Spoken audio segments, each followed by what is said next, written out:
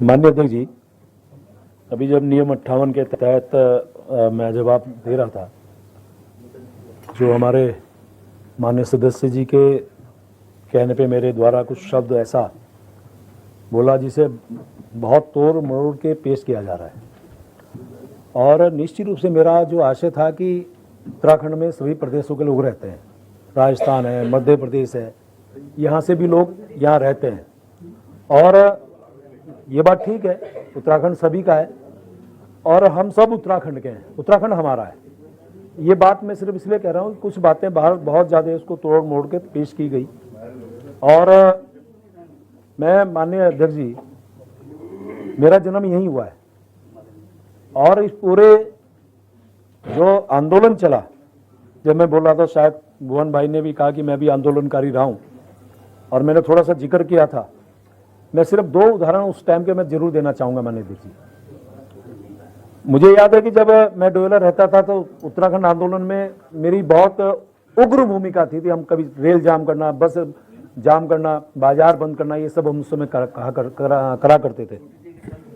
और माननीय अध्यक्ष जी, जब 1994 में स्वर्गीय इंद्रमणि बडोनी जी, जिन्हें हम उत्तराखंड का गांधी बोलते हैं, उन्होंने आह्वान किया था दिल्ली चलो, 2 अक्टूबर 1994 में, और मैं वहां गया।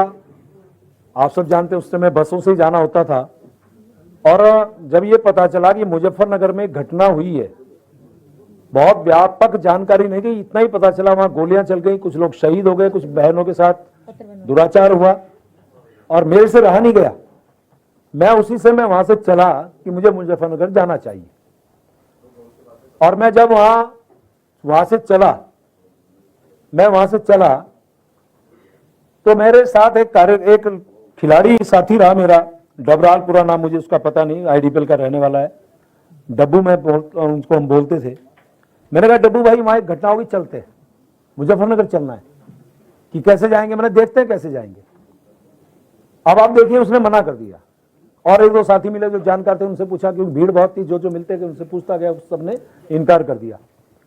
और ये जानते हुए कि वहां गोलियां चली, ये जानते हुए कि लोग शहादत उनकी हुई है, और मैं ट्रक में बैठ के, भुवन जी, मैं ट्रक में बैठ के अकेला दिल्ली से मुजफ्फरनगर के लिए चला।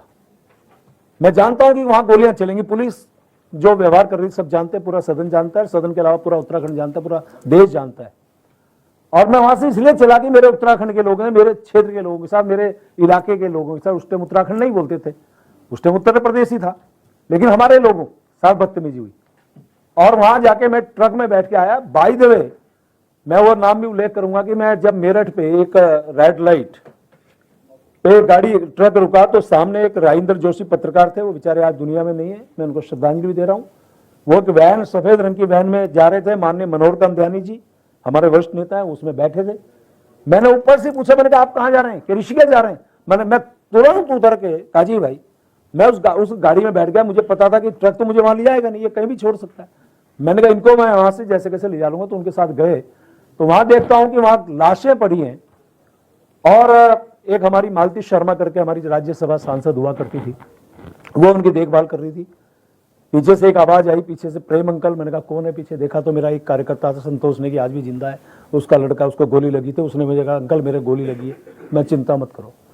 ये आशय बताने का मतलब। और ऐसी मसूरी की घटना जहां 7 लोग शहीद हुए थे, मैं डोयला से मोटरसाइकिल पे गया, 6 लोग की शहादत हुई। एक उमाकांत त्रिपाठी, जहां तक मैं समझ रहा हूं सीओ, उसकी शहादत हुई।